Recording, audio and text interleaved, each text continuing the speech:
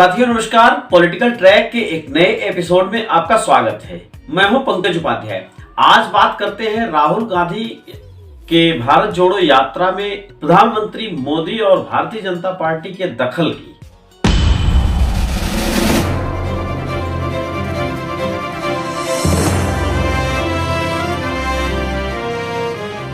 अब इन दिनों यात्रा हरियाणा में आ चुकी है।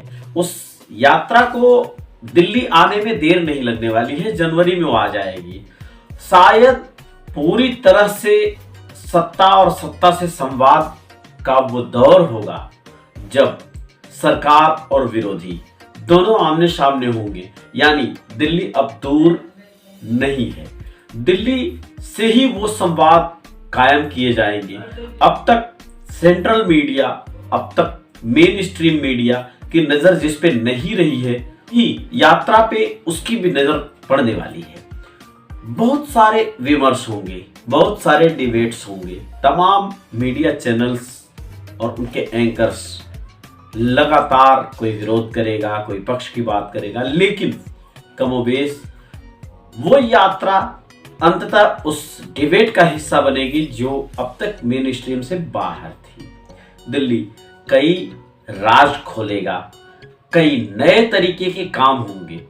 नया मामला जो आया है उस पे बात कर लेते हैं। सुप्रिया श्रीनेत कांग्रेस की वरिष्ठ नेता हैं, उनकी अपनी चिंता है कोरोना प्रोटोकॉल को लेके।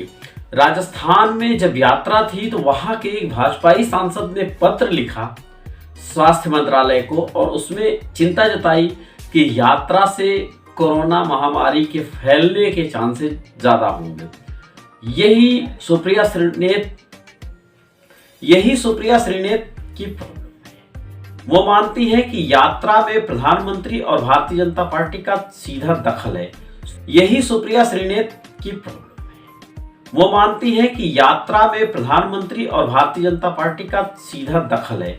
सुन लेते हैं वो क्या कहती है। हिंदुस्तान के स्वास्थ्य मंत्री मनसुख मांडविया जी ने राहुल गांधी जी को और राजस्थान के मुख्यमंत्री, जहां पर अभी तक भारत जोड़ो यात्रा थी, उनको एक खत लिखा और उस चिट्ठी में कोरोना का उल्लेख किया और मास्क की, सैनिटाइजर की, वैक्सीनेशन इत्यादि की बात करी भारत जोड़ो यात्रा के संदर्भ में।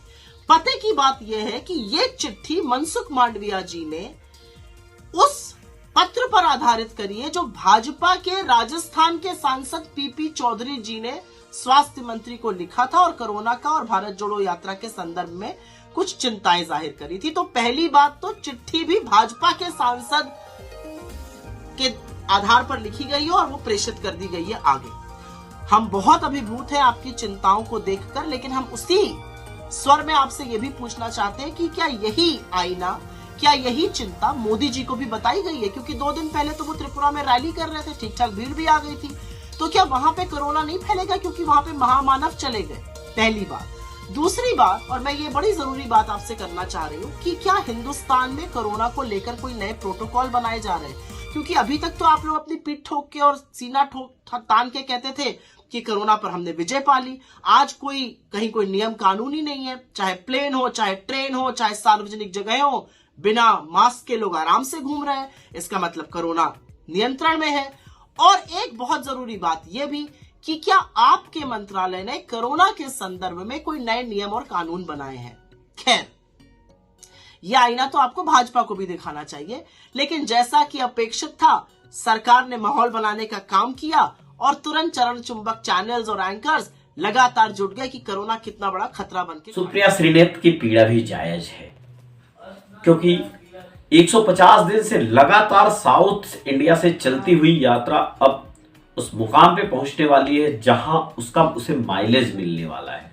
हिंदी पट्टी, जहां से अमूमन कांग्रेस गायब है, नेपथ्य में है, वो ऑक्सीजन लेने की कोशिश कर रही है। इस कवायद में लगातार कांग्रेस काम कर रही है कि उसे ऑक्सीजन मिले। हालांकि साल 2022 के आखिर में उसे एक ऑक्सीजन हिमाचल प्रदेश से जरूर मिला है, क्योंकि हिमाचल प्रदेश के सत्ता के बाहर थी। उसने भाजपा को सत्ता के बाहर करते हुए फिर से सत्ता में अपनी स्थिति, उपस्थिति मजबूत की और दर्ज कराई। सुप्रिया श्रीनेत ने एक बात कही कि जब ममता बनर्जी के बंगाल में उत्तर प्रदेश में, मणिपुर में, गोवा, पंजाब, इन सारी जगहों पे विधानसभा के चुनाव हुए, बड़ी बड़ी रैलियां हुई।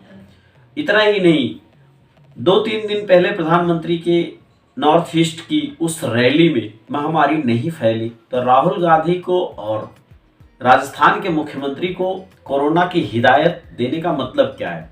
नया डिबेट ये भी है। अब इस समय संसद भवन में आज हुई चर्चा में सारे सांसद, यहां तक कि प्रधानमंत्री और सदन के पीठासीन अधिकारी तक मास्क लगा के आए। मास्क अनिवार्य किया गया। हालांकि मास्क पूरे देश में अब अनिवार्य नहीं रहा अब तक। अब नई नीति क्या है, सरकार की गाइडलाइन क्या है, उस पर समझना है। ठीक आमने सामने का टकराव है। सुप्रिया श्रीनेत का मानना है और कांग्रेस का मानना है कि ये दखल है सीधे पार्टी का, कोरोना कुछ नहीं है। अब आप भी समझिए कि क्या हो सकता है, दखल है या सच में कुछ। इतना तो जरूर है कि भारतीय जनता पार्टी की भी पीड़ा कहीं हिंदी पट्टी में भी अपनी इस यात्रा के माध्यम से माइलेज न ले ले। बहरहाल हमारा काम है उन सारी बातों को आपके सामने ले आने का, उस विमर्श के माध्यम से आप तक चीजों को पेश करना, जिसमें आपके जो मुद्दे हैं, आपके जो सरोकार हैं, वो कहीं छूट न जाएं। हमारी पत्रकारिता का मकसद यही है। और ये मुहिम का हिस्सा आज ही बनिए, सारथी, सखा, संरक्षक के तौर पे। हमें आप YouTube पे ज्वाइन भी कर सकते हैं, वहाँ थैंक्स के भी ऑप्शन हैं, वहाँ जाएं, कुछ और वीडियोज को देखें, हमें अपना सहयोग, समर्थन साथ जारी रखें। मिलते हैं अगले किसी कंटेंट के साथ। बहुत ध्यान से रहिए, बने रहिए। धन्यवाद, नमस्कार।